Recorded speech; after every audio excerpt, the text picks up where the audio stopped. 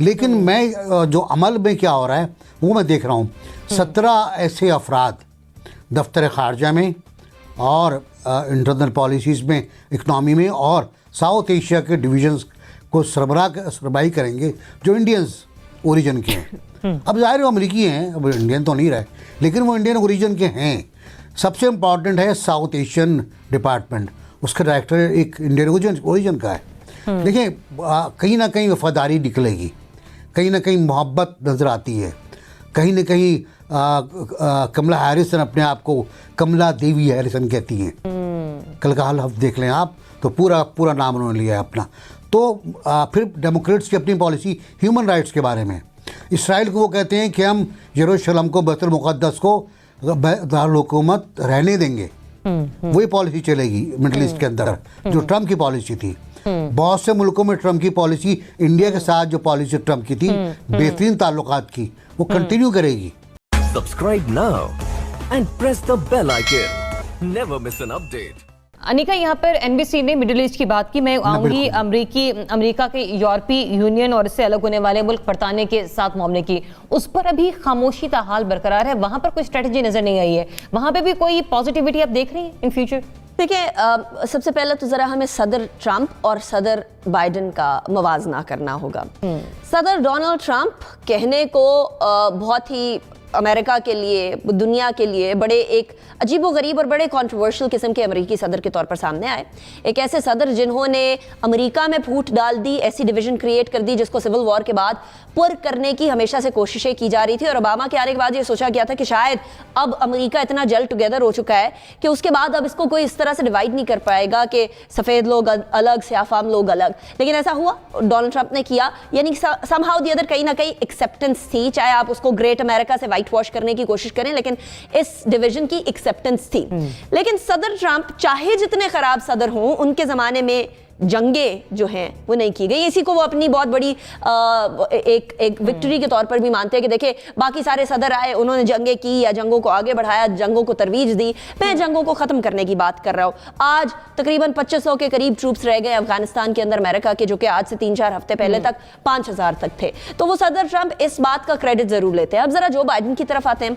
Joe Biden vice president रह चुके हैं बराक ओबामा के टाइम पर, और ये बड़े तवील अरसे से अमरीकी सियासत का हिस्सा हैं। ये बहुत करीब हैं अमरीकी जो इस्टेब्लिशमेंट है उससे। और ये याद रखिए कि जब सदर ट्रंप से मुलाकात हुई थी इमरान खान साहब की, तो उन्हीं की टीम के बहुत सारे लोग जो वहाँ गए थे, उनमें से कुछ ने मुझे बताया कि वहाँ हम लोगों को जो इस्टेब्लिशमेंट के हार्डकोर लोग थे उनकी तरफ से को बहुत ज़्यादा वेलकम बिहेवियर नहीं नज़र आ रहा था। सदर ट्रंप का बिहेवियर ज़रा मुख्तलिफ था, वो अनकन्वेंशनल किस्म के सदर थे, इसलिए हमें वेलकम भी कर रहे थे। तो बहुत सारी बातों के अंदर जहाँ बहुत सारे मसाइल का सामना करना पड़ा पाकिस्तान को, वहाँ हम लोगों को एटलीस्ट जो जंग है और डू मोर का मुतालबा है, उससे ज़रा हम अलग रहे।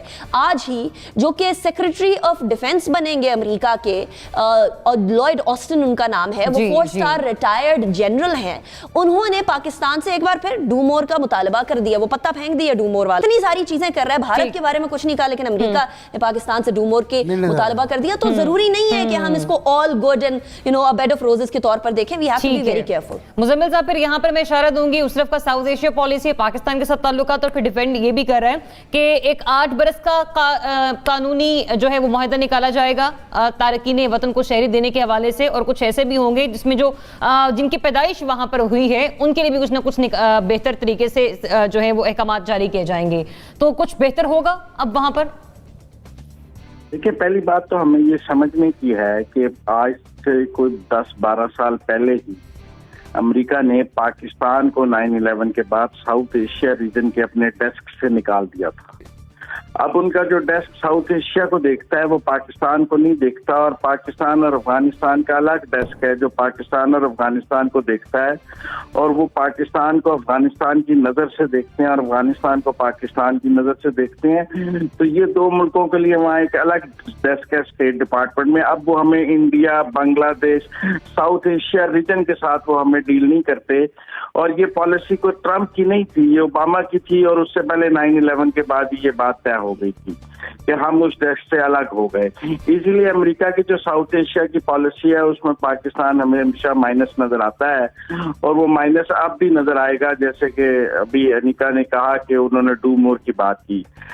बाकी ये बात पाकिस्तान में जो तब्दीली के नाम पर हुकूमत आई है उसके लिए एक बड़ी एग्जाम्पल है कि अगर कोई तब्दीली के नाम पर हुकूमत में आए तो उसके लिए एक दिन भी बहुत होता है तब्दीली लाने के लिए। तब्दीली के लिए डोनाल्ड ट्रंप आए थे तो उन्होंने भी एक दिन में अपने एग्जेक्टिव ऑर्डर्स कर लिए थे, चाहे वो इम्प्लीमेंट हुए या ना हुए, लेकिन उन्होंने अपनी सोच क्लियर कर दी थी। और अगर आज जो बाइडन भी तब्दीली के नाम पर उसको अनडू करने के लिए आए हैं तो उनके लिए भी एक दिन बहुत है।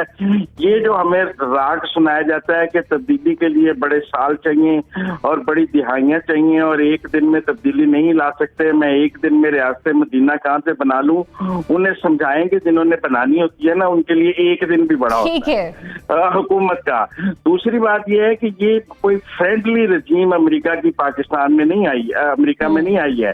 ये पाकिस्तान का जो हनीमून था ट्रंप के लिए, जो हम सालसी के लिए एक हनीमून पीरियड था जिसमें हम कुछ ले सके या नहीं ले सके, मैं उस पर बहस नहीं करता। हम तो 9/11 के बाद भी कुछ ना ले सके, और मेरा मतलब हमने मुफ्त में ही अड्डे भी दे दिए और सब कुछ दे दिया, क्योंकि हमारे यहाँ मुसीबत यही है कि जब अमेरिका को जरूरत होती है हमारे यहाँ ऐसी हुकूमत होती है। ठीक है, आप कह रहे हैं कि हम उसका मीडिएशन का फायदा या उसके एडवांटेजेस नहीं ले सके तो जो बाइडन तो फिर उनसे बहुत आगे की पॉलिसियों पर काम होगी। ये पाकिस्तान के लिए बहुत अनफ्रेंडली रजीम होगी।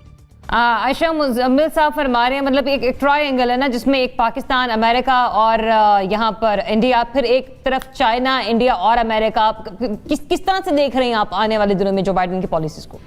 जरिया, जो बाइडन की पॉलिसी हमें माजी का अक्स तो दिखेगा ही। जो बाइडन की एक तो जानते बहुत अच्छी तरह हैं, इस खित्ते की सियासत को भी, दुनिया की सियासत को भी, अपना 50 बरस का सियासत है, फिर सेनेटर से सदर तक का सफर है।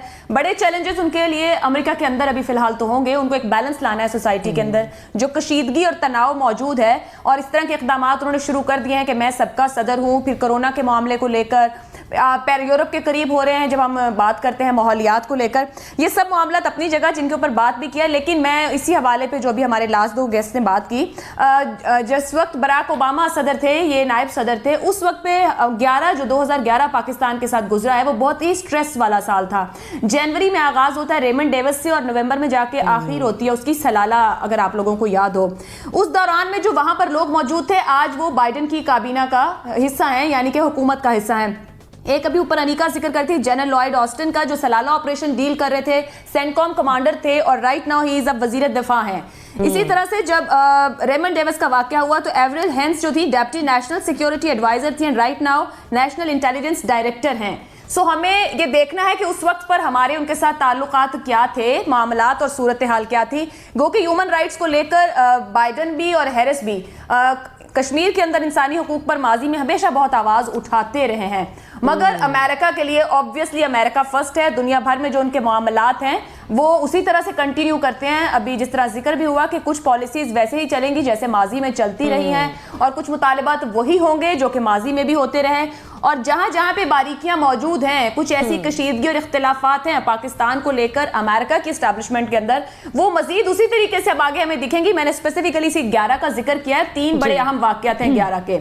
मई का एबटाबाद वाला वाकया भी था। सो ये तीनों वाकयात, और इस दौरान जो हमारी कम्युनिकेशन वहां पर रही, जिस तरीके से उनकी हैंडलिंग रही, और इस वक्त करीबन बहुत से लोग इस काबीना के अंदर बाइडन के साथ वही मौजूद हैं। फिर भारतीय असर बहुत ज्यादा है, 17 ऐसे लोग हैं जिनका भारतीय ओरिजिन है। सो उनका असर भी होगा, नजर भी आएगा। और भारत के साथ जब हम कंपेयर करते हैं पाकिस्तान को, तो अमेरिका के ताल्लुकात बहुत मुख्तलिफ हैं। वहां पे इकोनॉमिक जो इश्यूज हैं, ये ठीक है, मतलब आशा भी कह रही है कि अमेरिका के लिए, चूंकि अमेरिका सबसे पहले है, लिहाजा उसके लिए ये इंपॉर्टेंस इस तरह से खिते में कि फायदा उससे किसको पहुंच सकता है ये उसके लिए मैटर नहीं करता। कौन से खिते या कौन सा डिपार्टमेंट अमेरिका को कहां कहां पर एडवांटेज दे सकते हैं, अमेरिका उसकी तैयारी करके बैठा है।